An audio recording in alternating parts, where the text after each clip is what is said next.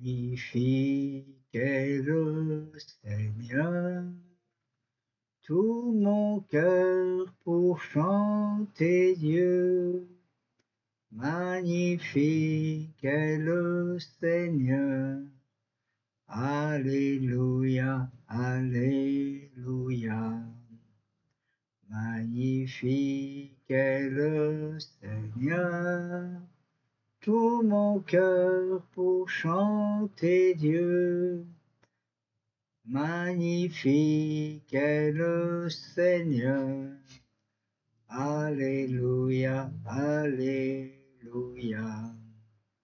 Alléluia, Alléluia.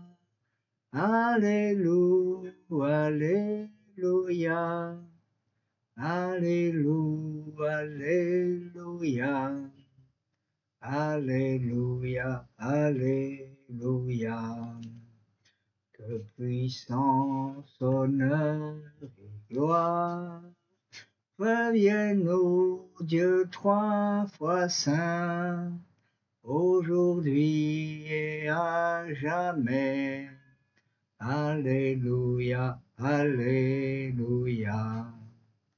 Que puissance, honneur et gloire reviennent au Dieu trois fois saint, aujourd'hui et à jamais.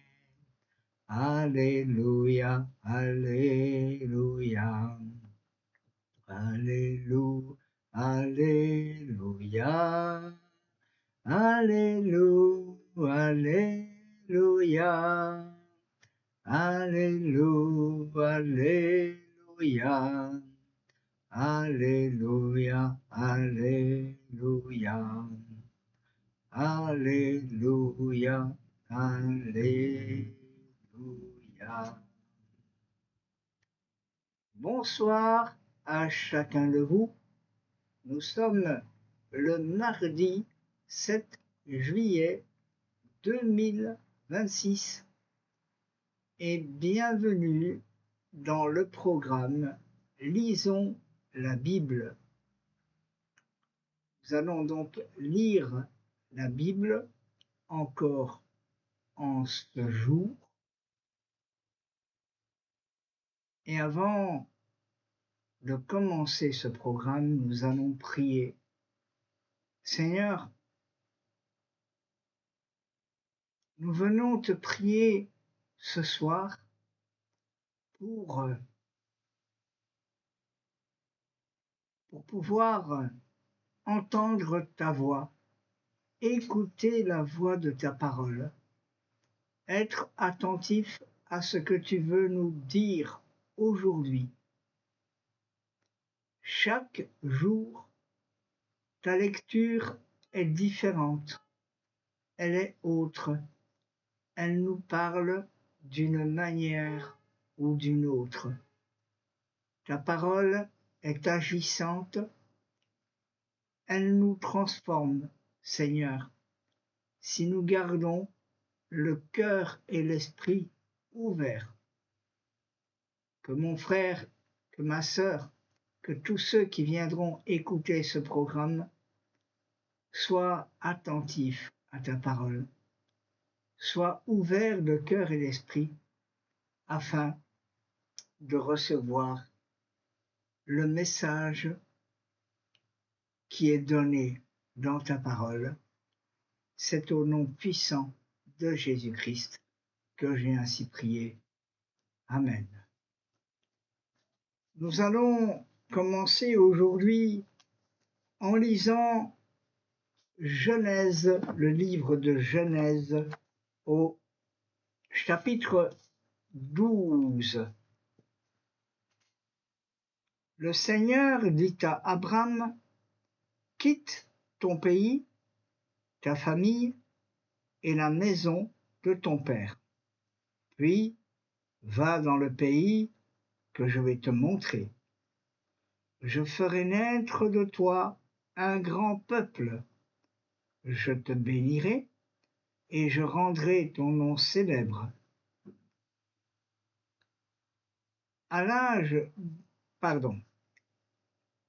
je bénirai les autres par toi. Je bénirai ceux qui te béniront. Je maudirai celui qui te maudira. Par toi, je bénirai toutes les familles de la terre. Abraham s'en va comme le Seigneur l'a commandé, et son neveu Lot part avec lui. Au moment où il quitta Haran, Abraham a 75 ans, 75 ans. Il prend avec lui sa femme, Sarai, et son neveu Lot. Ils emportent toutes leurs richesses, ils emmènent aussi tous les esclaves qu'ils ont achetés à Haran. Ils vont vers le pays de Canaan. Ils arrivent donc en Canaan. Abraham traverse le pays jusqu'au grand arbre sacré de Morée à Sichem. À cette époque, les Cananéens habitent le pays.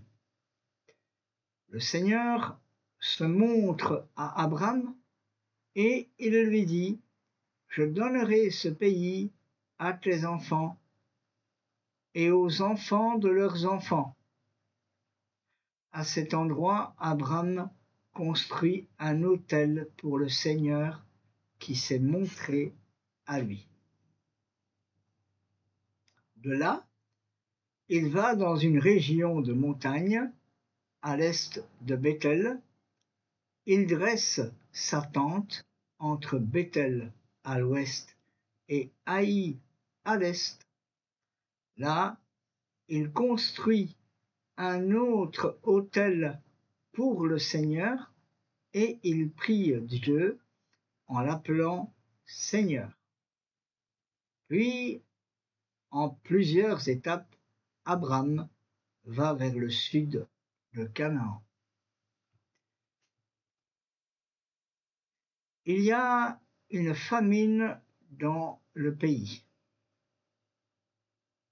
Abraham va en Égypte pour y rester. En effet, la famine est grande au moment où Abraham entre en Égypte. Il dit à Sarai, sa femme: écoute, je sais que tu es belle. Quand les Égyptiens vont te voir, ils diront: c'est sa femme. Puis ils me tueront et ils te laisseront en vie. Dis donc que tu es ma sœur. Alors on me recevra bien, et ainsi je resterai en vie grâce à toi. Quand Abraham arrive en Égypte, les Égyptiens voient que sa femme est très belle. Les officiers du roi la voient et ils font des compliments sur elle à leur maître. On conduit alors la femme dans le palais du roi. Grâce à elle, le roi d'Égypte reçoit bien Abraham. Il lui donne des moutons, des chèvres et des bœufs, des serviteurs et des servantes, des ânes, des ânesses et des chameaux. Mais le Seigneur frappe le roi d'Égypte et sa famille de grands malheurs, à cause de Sarai, la femme d'Abraham. Le roi fait venir Abraham et il lui dit: qu'est-ce que tu m'as fait là? Tu ne m'as pas dit que c'était ta femme. Pourquoi donc? Tu as dit qu'elle était ta sœur. Pourquoi? Et moi je l'ai prise pour femme. Maintenant, voilà ta femme. Prends-la et va-t'en. Le roi d'Égypte donne des ordres à ses serviteurs ils reconduisent Abram à la frontière avec sa femme et tout ce qui est à lui. Amen. Nous allons maintenant lire le livre de Néhémie au chapitre 1er.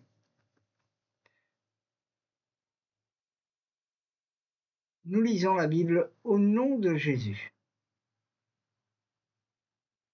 La 20e année où Artaxerxès est roi de Perse, pendant le mois de Kisle, moi, Néhémie, j'habite dans la citadelle de Suse. Un de mes frères juifs, Hanani, arrive de la province de Juda avec quelques hommes. Je leur pose des questions sur les Juifs restés en vie après la déportation et sur la ville de Jérusalem. Ils me répondent: les anciens exilés habitent dans la province de Juda, mais ils vivent dans une grande misère et dans la honte.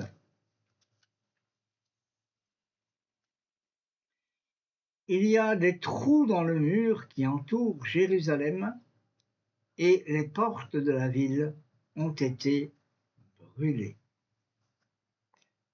En entendant ces paroles, je m'assois et je pleure. Pendant plusieurs jours, je reste dans une profonde tristesse et je jeûne.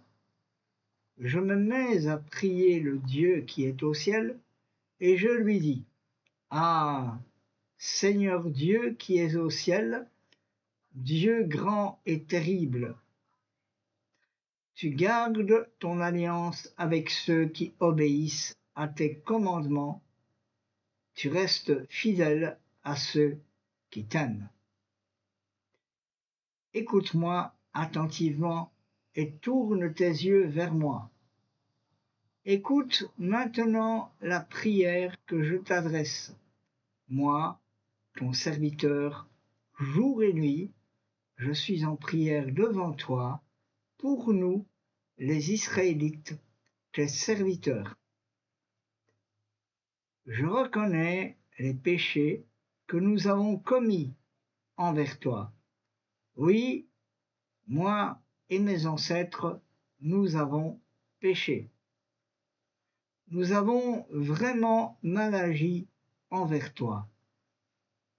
Nous n'avons pas obéi aux commandements, aux lois et aux règles que tu nous as données par ton serviteur Moïse. Souviens-toi pourtant de ces paroles que Moïse nous a dites de ta part.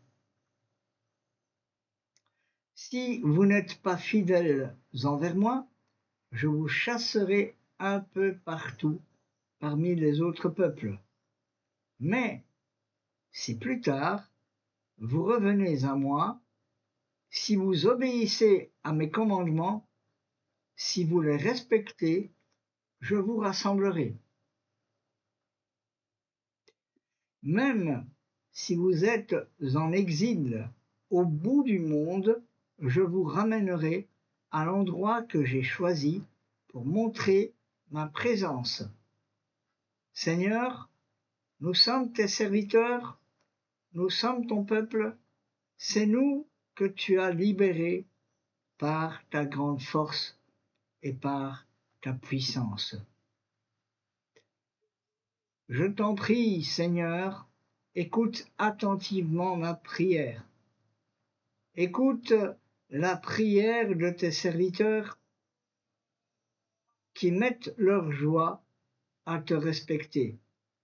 Fais réussir mes projets, permets que le roi montre sa bonté envers moi. En effet, je suis responsable de la maison du roi. Amen. Nous allons lire maintenant le livre de Matthieu au chapitre 11. Que notre Seigneur soit béni. Quand Jésus a fini de donner ses ordres et ses conseils à ses 12 disciples, il part de là et il va dans les villes de la région pour enseigner et annoncer la bonne nouvelle.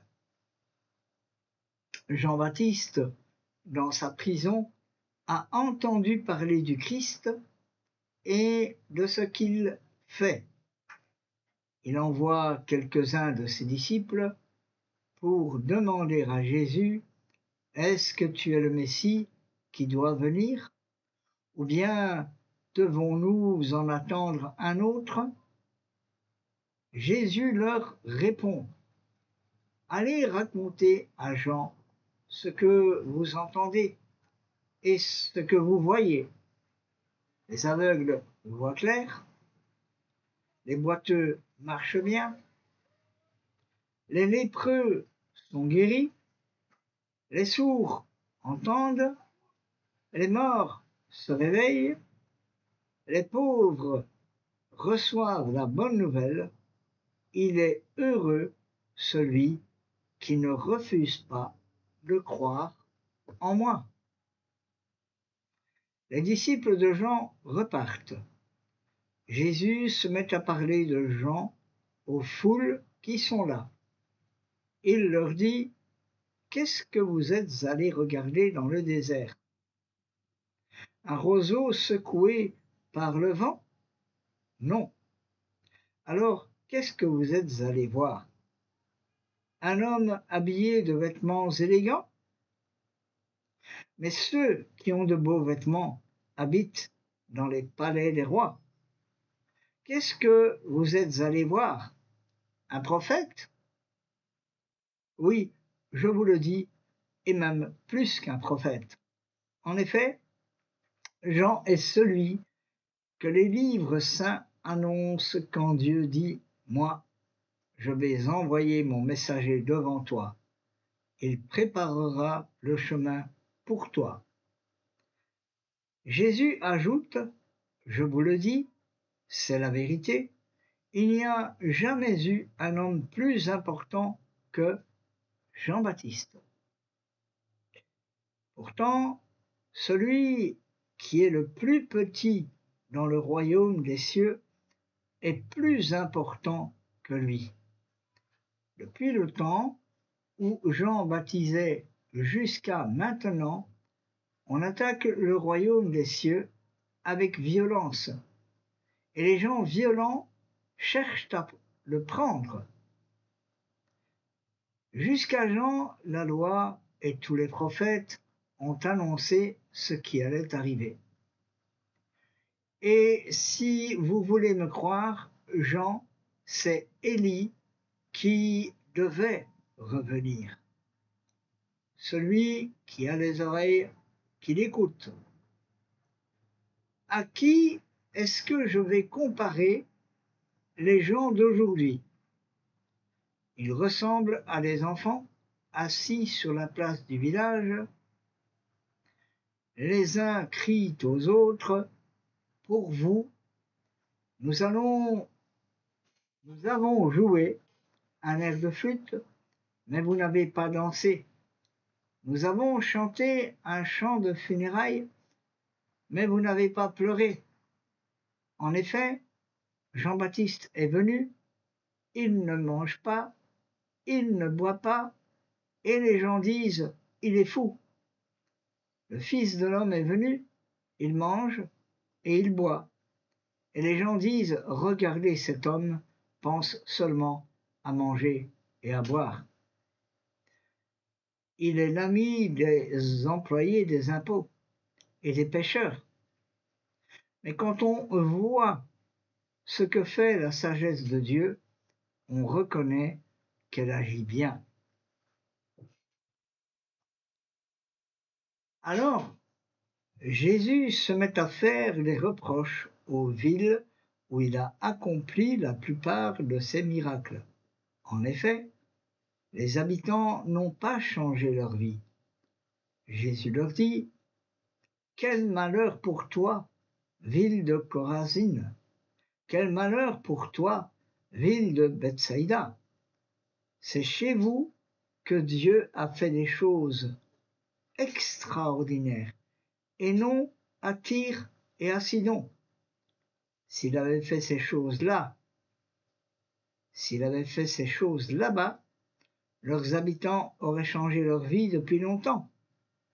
Il l'aurait montré en prenant des sacs comme habits et en mettant de la cendre sur leur corps.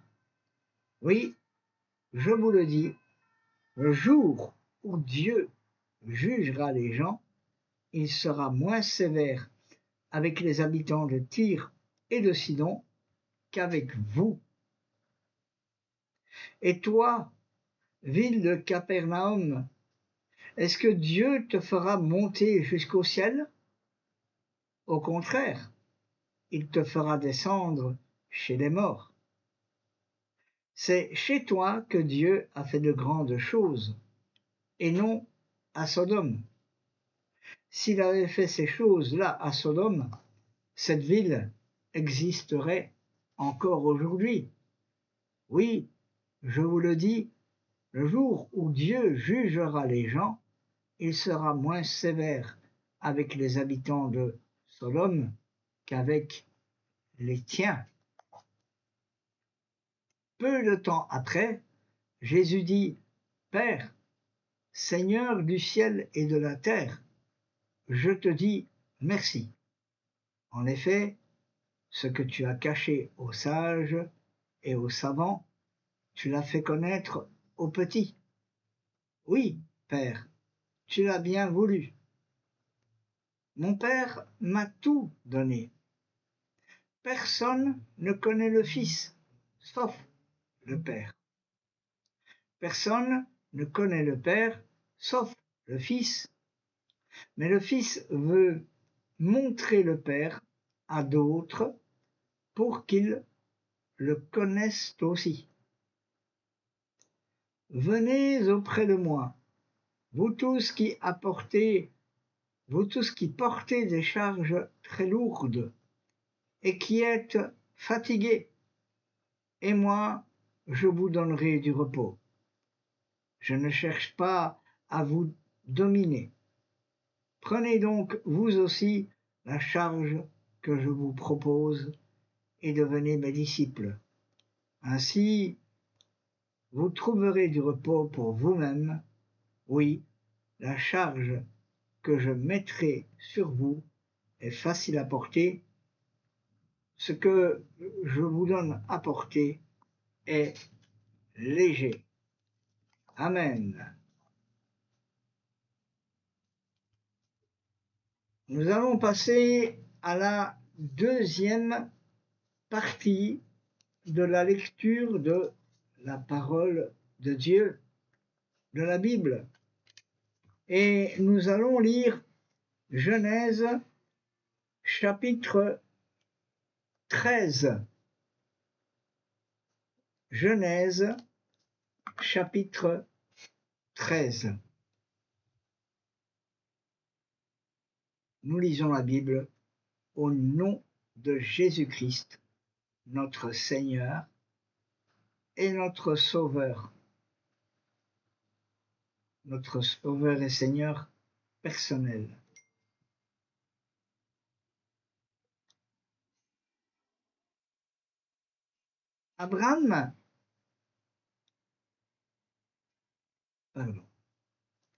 L'Égypte, Abraham retourne au sud de Canaan avec sa femme et tout ce qui est à lui. Lot est avec lui. Abraham est très riche. Il a de grands troupeaux, beaucoup d'argent et beaucoup d'or. Il va par étapes du sud jusqu'à Bethel.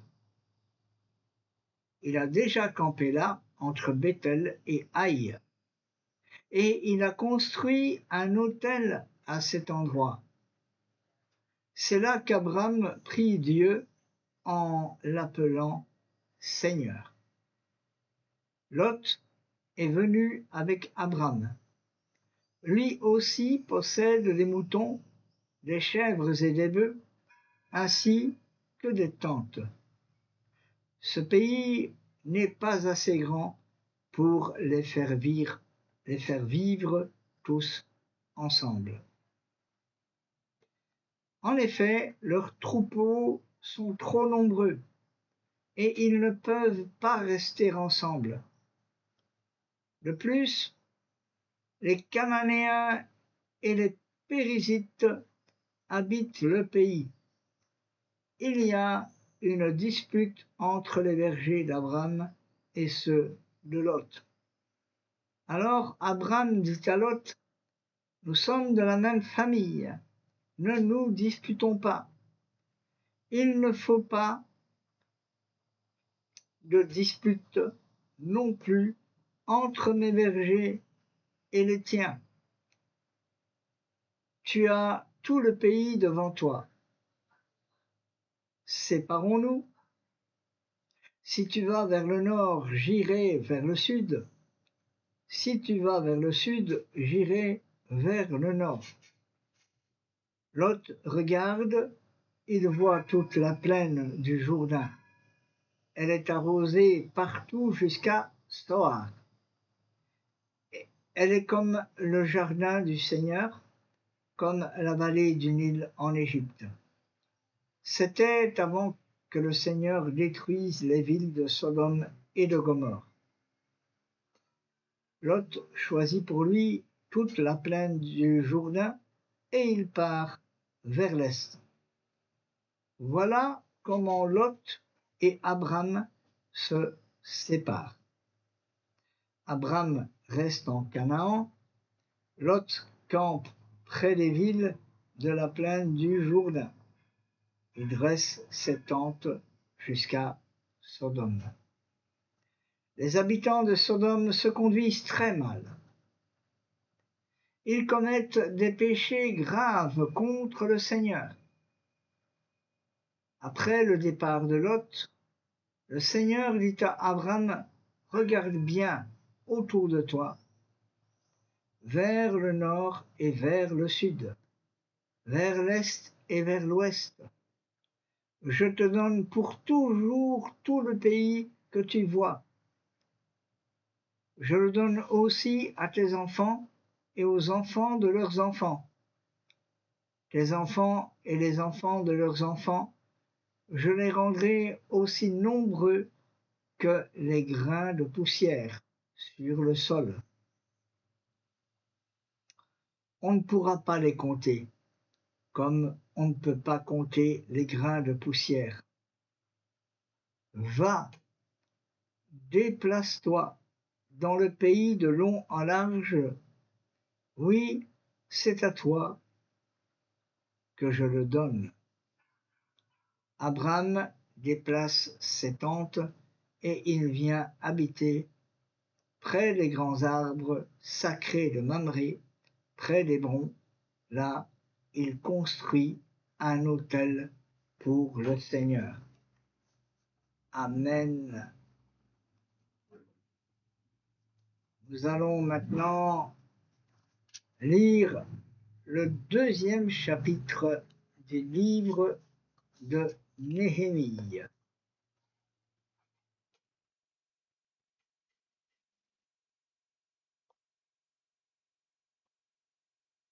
C'est la 20e année où Artaxerxès est roi. Un jour du mois de Nisan, le roi est à table.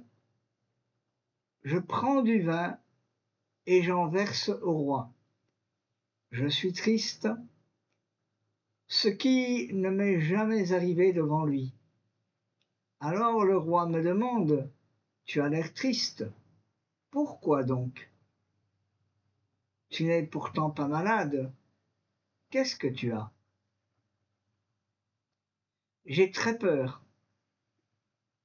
Pourtant je réponds, mon roi, longue vie à toi pour toujours.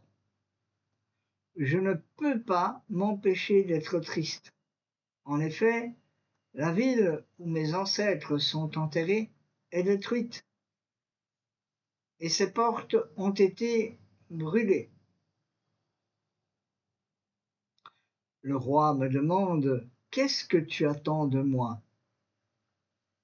J'adresse une prière au Dieu qui est au ciel.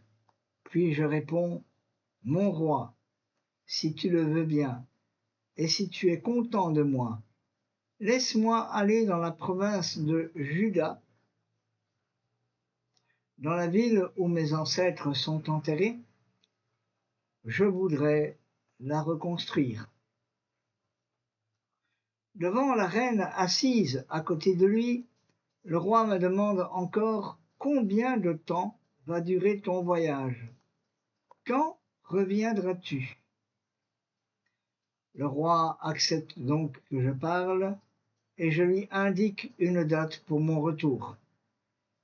Je dis encore « Mon roi, je te prie de me donner des lettres pour les gouverneurs de la région située à l'ouest de l'Euphrate. Ainsi, ils me laisseront passer jusqu'à la province de Juda.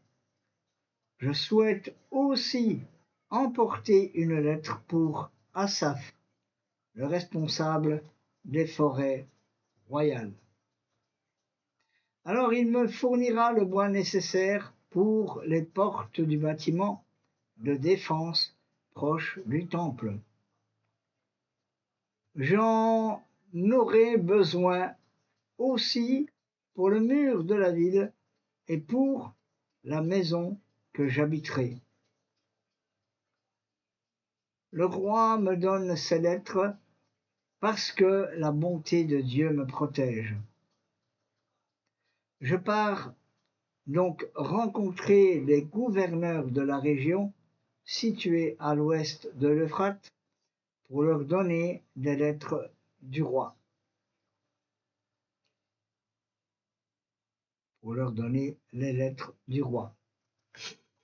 Le roi envoie des officiers et des cavaliers pour m'accompagner. Sanballat, le Horonite, et Tobia, son adjoint ammonite, apprennent cela. Ils ne sont pas contents du tout que quelqu'un vienne s'occuper du bonheur des Israélites. J'arrive à Jérusalem et je reste là pendant 3 jours. Je ne parle à personne de ce que mon Dieu m'a inspiré de faire pour la ville. Ensuite, je me lève la nuit avec quelques hommes. L'âne qui me transporte est le seul animal qui est avec moi. Je sors donc de la ville pendant la nuit par la porte de la vallée et je vais vers la source du dragon et vers la porte du fumier. J'examine attentivement les murs qui entourent Jérusalem. Je vois qu'il y a beaucoup de trous et que le feu a détruit les portes. Je continue vers la porte de la source et vers l'étang du roi. Mais l'âne qui me porte n'a bientôt plus la place de passer. Alors je monte par le ravin du Cédron, toujours pendant la nuit. Je continue à examiner attentivement les murs, puis je fais demi-tour et je rentre par la porte de la vallée. Les chefs de la ville ne savent pas où je suis allé, ni ce que j'ai fait. Jusque-là, je n'ai rien raconté aux Juifs, pas même aux prêtres, aux notables, aux chefs, ni à d'autres personnes qui s'occupent des travaux. Maintenant, je leur dis, vous voyez la misère où nous sommes. Jérusalem est détruite. Ses portes sont brûlées. Allons, reconstruisons les murs de Jérusalem et nous ne vivrons plus dans la honte. Je leur raconte comment la bonté de Dieu m'a protégé et ce que le roi m'a dit. Alors, ils disent au travail, nous allons reconstruire la ville. Et ils sont pleins de courage pour réaliser ce beau projet. Sanballat, le Horonite, Tobia, son adjoint ammonite, et Geshem, l'arabe, apprennent cela. Ils se moquent de nous et nous disent avec mépris, qu'est-ce que vous faites là? Vous vous révoltez contre le roi? Je leur réponds, le Dieu qui est au ciel nous fera réussir. Nous, ses serviteurs, nous allons nous mettre au travail et nous reconstruirons la ville. Mais vous n'avez pas le droit de posséder quelque chose à Jérusalem. Et vous n'avez aucun pouvoir dans cette ville où personne ne se souviendra de vous. Amen. Nous allons maintenant lire Matthieu chapitre 12, dans le nom puissant de Jésus-Christ, celui qui donne le salut à tous ceux qui croient en lui et qui donnent leur vie à lui. Matthieu chapitre 12. Peu de temps après, Jésus traverse des champs. C'est un jour de sabbat. Ses disciples ont faim. Ils se mettent à arracher des épis et ils mangent des grains. Quand les pharisiens voient cela, ils disent à Jésus, « Regarde ce que tes disciples font. Le jour du sabbat, c'est interdit. » Jésus leur répond, « Vous n'avez pas lu ce que David a fait? Un jour, il avait faim, et ceux qui étaient avec lui avaient faim aussi. Il est entré avec eux dans la maison de Dieu, et ils ont mangé les pains qui étaient offerts à Dieu. Pourtant, ils n'avaient pas le droit d'en manger, ni David, ni ceux qui l'accompagnaient. Seuls les prêtres avaient le droit d'en manger. Ou encore, est-ce que vous n'avez pas lu ceci dans la loi? Le jour du sabbat, les prêtres dans le temple ne respectent pas le repos du sabbat. Pourtant, ils ne sont pas coupables. Mais je vous le dis, il y a quelque chose de plus important que le temple. Vous avez accusé ces hommes qui ne sont pas coupables. En effet, vous ne savez pas le sens de cette phrase des livres saints. Je désire l'amour et non les sacrifices d'animaux. Jésus dit encore, le Fils de l'homme est maître du sabbat. Jésus quitte cet endroit et il va dans la maison de prière juive. Là, il y a un homme qui a la main paralysée.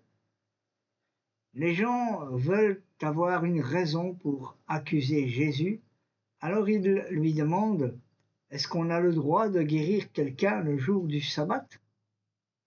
Jésus leur répond, par exemple, vous avez un seul mouton, et le jour du sabbat, il tombe dans un trou.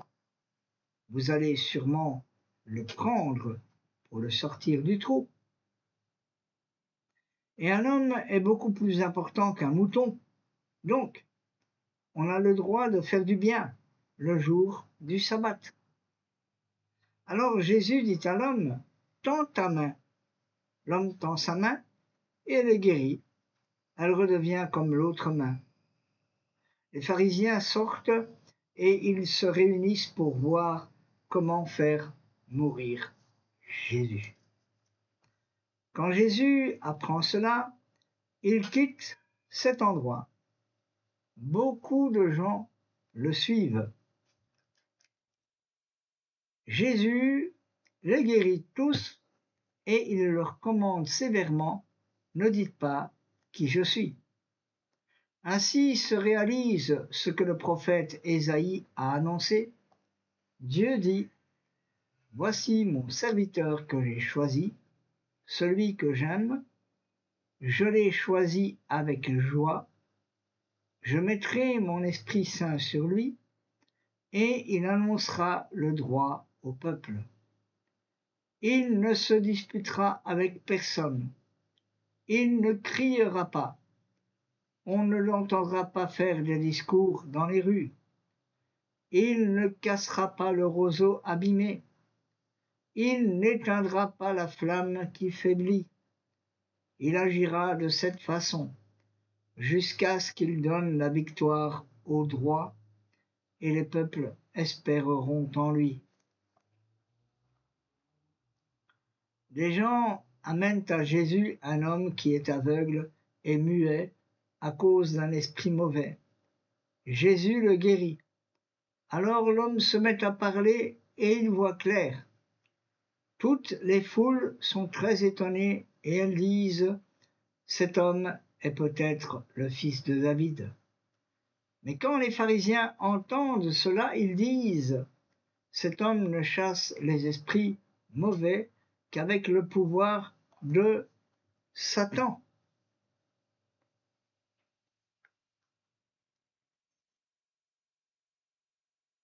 Qui est leur chef. Jésus connaît leurs pensées. Et il leur dit, quand les habitants d'un royaume font la guerre entre eux, ce royaume est détruit. Quand les gens d'une ville ou d'une famille se battent entre eux, cette ville ou cette famille ne peuvent pas continuer à exister. Si Satan, l'esprit du mal, chasse l'esprit du mal, il est en guerre contre lui-même. Alors, comment son royaume peut-il continuer à exister? Vous dites, c'est Satan qui lui donne le pouvoir de chasser les esprits mauvais. Mais alors, qui donne à vos amis le pouvoir de chasser ces esprits? Ainsi, vos amis eux-mêmes montrent que vous avez tort. Mais moi, c'est l'Esprit de Dieu qui me donne le pouvoir de chasser les esprits mauvais. Le royaume de Dieu est donc arrivé jusqu'à vous. Quand quelqu'un veut entrer dans la maison d'un homme fort et prendre ses richesses, il doit d'abord attacher l'homme fort. Alors il pourra tout prendre dans la maison. Celui qui n'est pas avec moi est contre moi. Celui qui ne m'aide pas à rassembler le troupeau, il le fait partir de tous les côtés. C'est pourquoi je vous le dis, les gens recevront le pardon pour tous leurs péchés et pour toutes leurs insultes contre Dieu. Mais si quelqu'un insulte l'Esprit Saint, il ne recevra pas le pardon. Si quelqu'un parle contre le Fils de l'homme, il recevra le pardon. Mais s'il parle contre l'Esprit Saint, il ne recevra pas le pardon, ni dans cette vie, ni dans la vie qui va venir. Si un arbre est bon, ses fruits seront bons. Si un arbre est malade, ses fruits seront mauvais. En effet, on reconnaît un arbre à ses fruits. Espèce de vipère, vous êtes mauvais. Alors comment est-ce que vous pouvez dire de bonnes choses? En effet, ce qui remplit le cœur de quelqu'un, voilà ce qui sort de sa bouche. La personne qui est bonne tire le bien de son cœur, qui est plein de bonnes choses. La personne qui est mauvaise tire le mal de son cœur, qui est rempli de mauvaises choses. Oui, je vous le dis, Le jour où Dieu jugera les gens, ils devront rendre compte de toutes les paroles inutiles qu'ils ont dites. En effet, c'est d'après tes paroles que Dieu dira si tu es innocent ou coupable. Alors, quelques maîtres de la loi, quelques pharisiens disent à Jésus, « Maître, fais un miracle devant nous. » Jésus leur répond, « Les gens d'aujourd'hui sont mauvais et infidèles à Dieu. Ils demandent un miracle. Mais les gens verront un seul miracle, ce qui est arrivé au prophète Jonas. Oui, Jonas a passé 3 jours et 3 nuits dans le ventre du grand poisson. De la même façon, le Fils de l'homme passera 3 jours et 3 nuits dans la terre. Les gens de Ninive ont changé leur vie quand ils ont entendu Jonas. Il y a ici quelqu'un de plus important que Jonas. C'est pourquoi quand Dieu jugera les gens, les habitants de Ninive se lèveront en face des gens d'aujourd'hui et ils les accuseront. La reine du pays du Sud est venue du bout du monde pour entendre les paroles pleines de sagesse de Salomon. Et il y a ici quelqu'un de plus important que Salomon.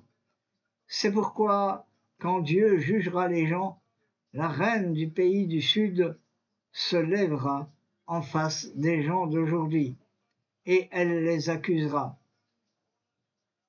Quand un esprit mauvais est sorti d'une personne où il habitait, il va et vient dans des endroits secs. Il cherche un lieu pour se reposer, mais il n'en trouve pas. Alors il se dit, je vais retourner dans ma maison que j'ai quittée. Il y retourne. Il voit que la maison est vide, balayée, bien arrangée. Il va donc chercher 7 autres esprits encore plus mauvais que lui. Ils entrent et ils s'installent dans la maison. Après cela, cette personne est dans un état encore plus grave qu'au début. Eh bien, c'est ce qui arrivera aux gens mauvais d'aujourd'hui. Jésus est en train de parler aux foules, quand sa mère et ses frères arrivent. Ils sont dehors et ils cherchent à lui parler. Quelqu'un dit à Jésus, « Regarde, ta mère et tes frères sont là, dehors, et cherchent à te parler. » Jésus lui répond, « Où est ma mère? Qui est ma mère? Qui sont mes frères? » Et il montre de la main ses disciples en disant, « Voici ma mère et mes frères. Oui, si quelqu'un fait la volonté de mon Père qui est dans les cieux, cette personne est mon frère, ma sœur, ma mère. » Amen, amen, amen. Merci Seigneur pour ce moment passé ensemble dans la parole, dans la lecture de ta parole. Seigneur, nous espérons et nous croyons que ceux qui vont écouter ce programme vont être touchés par ta parole. Ils vont obéir à ce que tu veux leur faire comprendre. Ta parole est un médicament. Ta parole fait du bien. Ta parole transforme. Et ta parole est agissante. Ta parole transforme nos vies. Et nous souhaitons méditer ta parole et appliquer ta parole dans ce que nous avons compris et le faire dans notre vie. Seigneur, merci. Bénis mes frères, bénis mes sœurs, bénis chaque personne de la même manière. Bénis-les, fais-leur du bien dans tous les domaines de leur vie, afin qu'ils puissent te rendre gloire. C'est au nom précieux, puissant de Jésus-Christ que j'ai ainsi prié. Amen. À très bientôt. Nous nous retrouverons pour encore un programme de Lisons la Bible. Au revoir.